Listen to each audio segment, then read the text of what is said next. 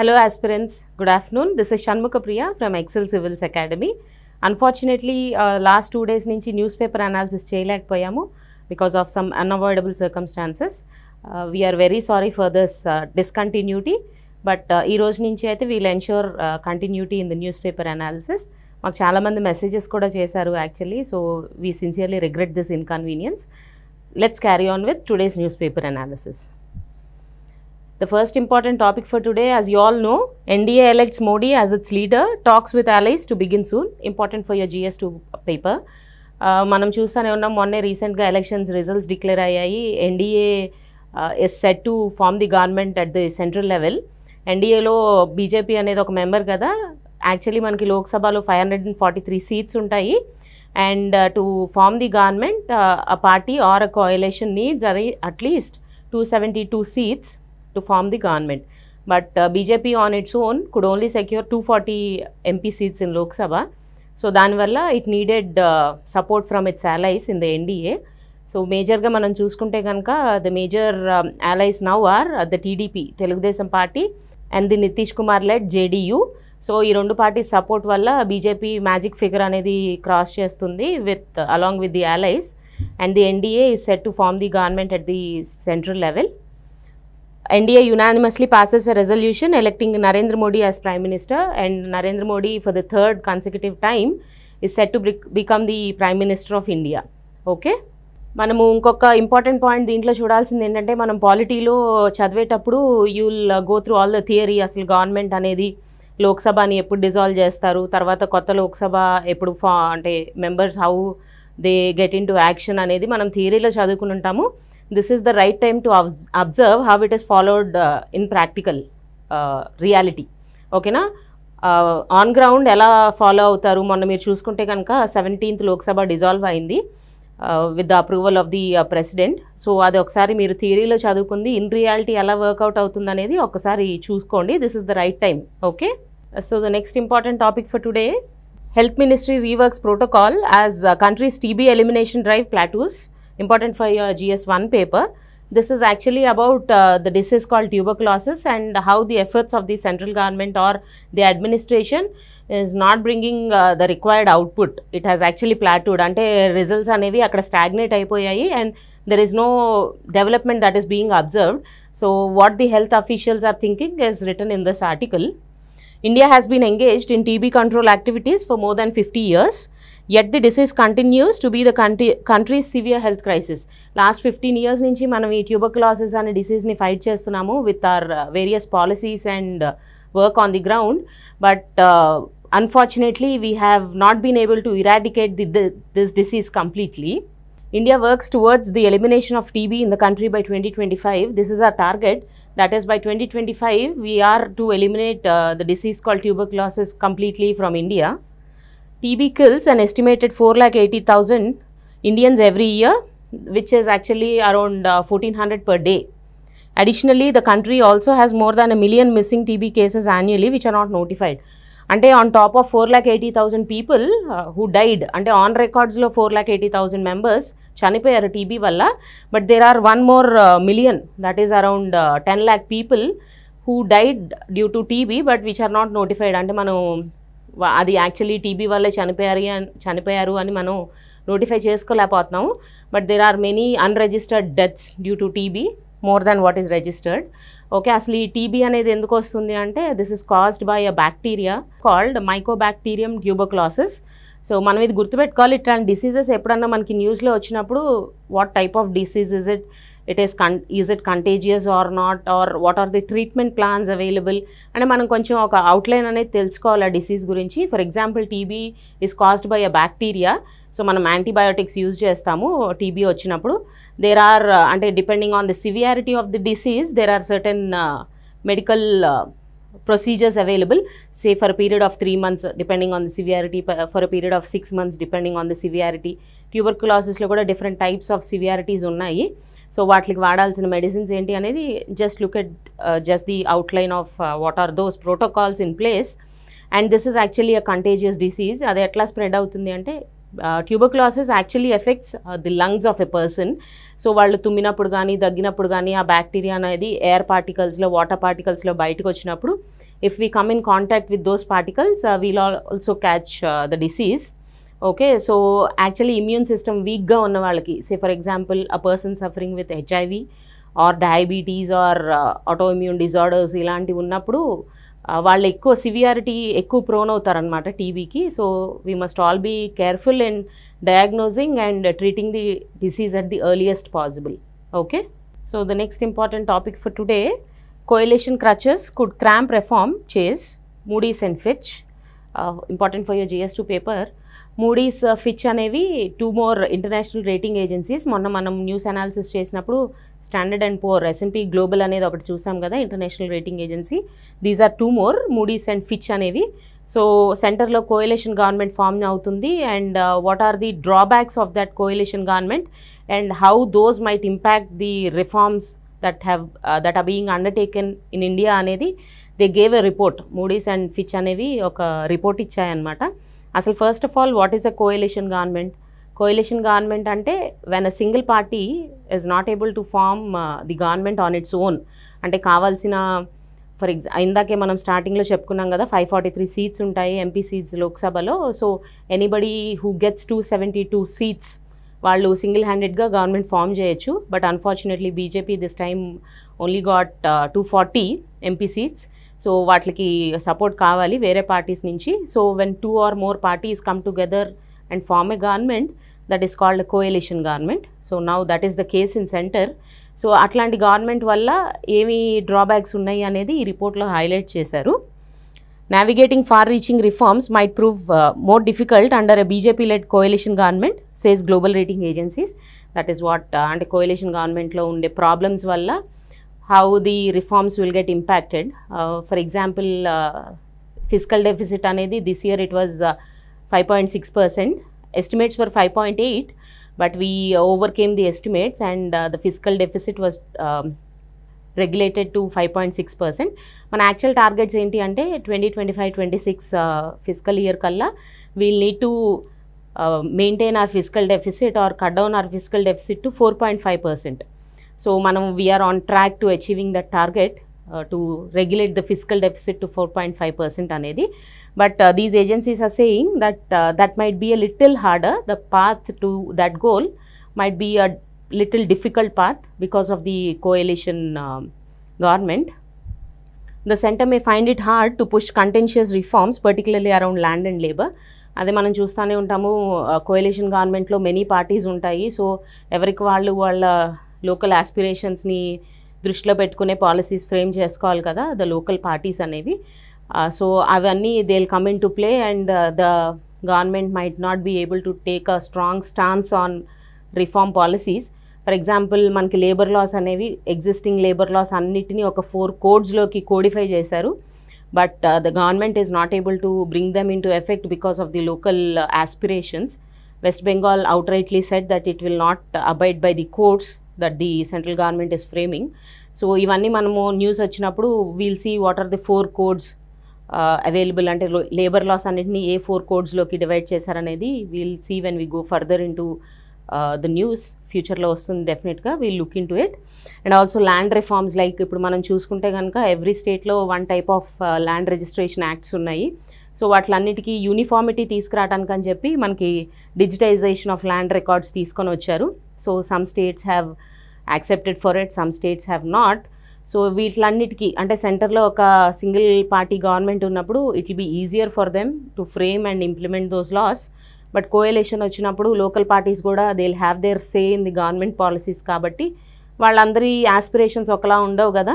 So అప్పుడు ఆ పాలసీస్ని implement చేయడం అనేది కష్టం అవుతుంది అని చెప్పి ఈ రిపోర్ట్లో చెప్తున్నారు.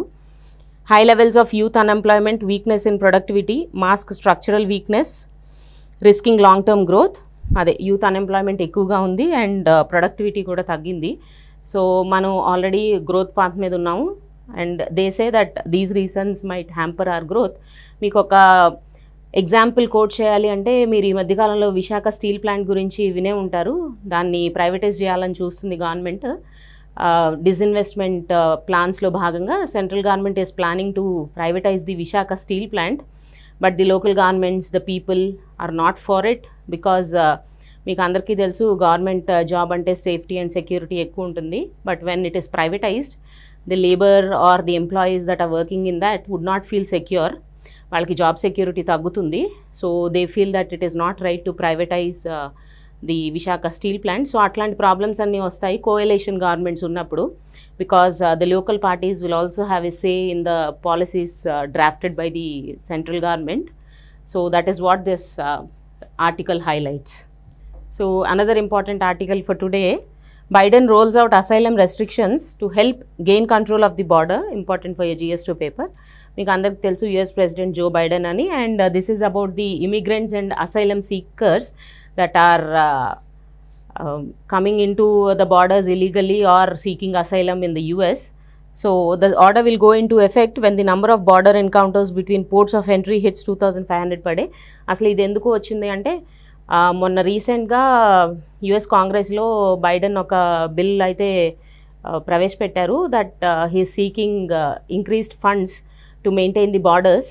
సో అసైలం సీకర్స్ కానీ ఇల్లీగల్ ఇమిగ్రెంట్స్ కానీ ఎక్కువ వచ్చేస్తున్నారు, and the border patrol, the workforce or the manpower in border patrol is not enough to safeguard these borders. Ani he has actually put forward a bill in the US Congress that to increase the manpower, to increase the funds, and also to install drug testing equipment. ఎవరైనా ఇల్లీగల్గా drugs తెస్తుంటే కనుక వాటిని screen చేయడానికి కొత్త ఎక్విప్మెంట్ని, and also ICE detention సెంటర్స్ని, immigration and customs వాళ్ళ detention centres capacity పెంచడానికి, వీటిలన్నిటికీ ఫండ్స్ ఇవ్వాలని చెప్పి ఆయన రీసెంట్గా యుఎస్ కాంగ్రెస్లో ఒక బిల్ పెట్టారు. బట్ అన్ఫార్చునేట్లీ అది పాస్ అవ్వలేదు due to the opposition from the Republicans. యూఎస్లో రెండే పార్టీస్ ఉంటాయి కదా, Democrats and Republicans. So Joe Biden belongs to the Democratic party, but the Republicans oppose that bill. So నవంబర్లో యూఎస్ ప్రెసిడెన్షియల్ ఎలక్షన్స్ వస్తున్నాయి. As you all might be aware by now, యూఎస్లో 4 yearsకి ఒకసారి presidential elections జరుగుతాయి, and they are slated for November in this year, the next presidential election. And జనరల్గా Republican party నుంచి ప్రస్తుతానికైతే Trump is the presidential candidate, Donald Trump, and from the Democratic party for now it is Joe Biden. So వీళ్ళిద్దరే presidential క్యాండిడేట్స్గా రేస్లో ఉన్నారు. And the most sticky issue, one of the sticky issues అంటే one of the problem points in the upcoming elections is immigration and asylum seekers. జనరల్గా ఇప్పుడు what people are the Republicans believe is ఎక్కువ immigrants, illegal immigrants వచ్చేస్తున్నారు, asylum seekers వచ్చేస్తున్నారు. So యుఎస్లో illegal immigrants ఎక్కువ అయిపోతే లాలెస్నెస్ పెరిగిపోతుంది. We will not know who is present actually in the United States బార్డర్స్లో. లీగల్గా వచ్చే వాళ్ళకంటే ఇల్లీగల్ వాళ్ళే ఎక్కువైపోయారు యుఎస్లో అనేది, అంటే number of immigrants, illegal immigrants are higher than the legal immigrants అనేది రిపబ్లికన్స్ ఫీల్ అవుతున్నారు. సో ఎట్లాగో బిల్ పాస్ అవ్వలేదు కాబట్టి what Joe Biden has done is he Hess given a proclamation, presidential proclamation, saying south western బార్డర్స్లో if the immigrants are the asylum seekers are more than 2,500 in a day, ఆ local US officials అనేవి borders మూసేయటం కానీ depending on their decision ఉండొచ్చు. So he Hess given a presidential proclamation. ఇది ఎందుకు ఇచ్చారు అంటే to give out a message that he will act strict on immigration.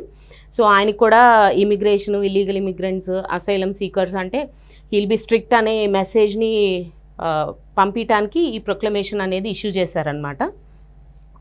President Joe Biden plans to enact immediate significant restrictions on migrants seeking asylum on the US-Mexico border as the White House tries to neutralize immigration as a political liability ahead of the November elections. అదే ఇప్పుడు జనరల్గా పీపుల్లో ఉన్న assumption ఏంటి అంటే Joe Biden or the Democratic party will not act strict on the illegal immigrants అని. So ఆ అజంప్షన్ని కాదు, ఇది కరెక్ట్ కాదు అని చెప్పడానికి he's acting strong or bringing in legislation to regulate the illegal immigrants. The next important topic for today, Israel prepared for Lebanon border operation. Netanyahu, GS2 paper ki important idi. Netanyahu, Benjamin Netanyahu ane aina Israeli prime minister anamata. So he has given out this statement. Recent ga em jarigindante after the Hamas attack, Hezbollah kuda attack chesindi on October 8th, a day after the Hamas attack. Hezbollah kuda attack chesindi Israel meda. So ఇక్కడ ఉంటుంది అనమాట Lebanon border, Lebanon and Israel బార్డర్లో Hezbollah attack చేసింది. Will go into the physical map. మనం మొన్నే చూసుకున్నాం Israel map, West Bank, Gaza అనేది. Lebanon ఇక్కడ నార్దర్న్ పార్ట్ బార్డరింగ్ కంట్రీ అనమాట లెబనాన్. సో హెజ్బోల్లా ఇక్కడ నుంచి అటాక్ చేస్తుంది ఇజ్రాయెల్ని. It's launching warheads into Israel ఇక్కడ నార్దర్న్ బార్డర్ నుంచి. సో రీసెంట్గా అటాక్స్ ఎక్కువైనాయి కాబట్టి the Israeli prime minister is saying that we'll also launch severe attacks into Lebanon, and recently in December he has warned Lebanon capital Beirut anamata. So Beirut kuda Gaza laga ayipotundi if you don't stop launching missiles or warheads from the other side of the border అని చెప్పి ఆయన strict warning ఇచ్చారు. So prime minister Benjamin నెతాన్యాహు said Israel was prepared for a very intense operation along the borders.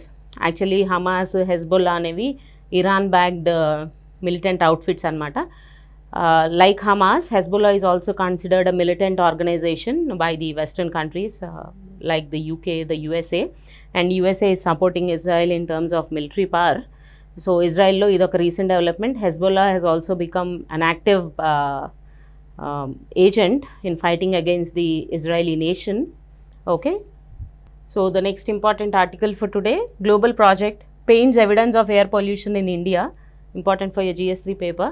ఇదేంటి అంటే the researchers from Birmingham university of Birmingham, they have taken up project to pictorially represent what air pollution is, or pictorially or graphically or in pictures represent what air pollution looks like. So this is a project undertaken by the researchers.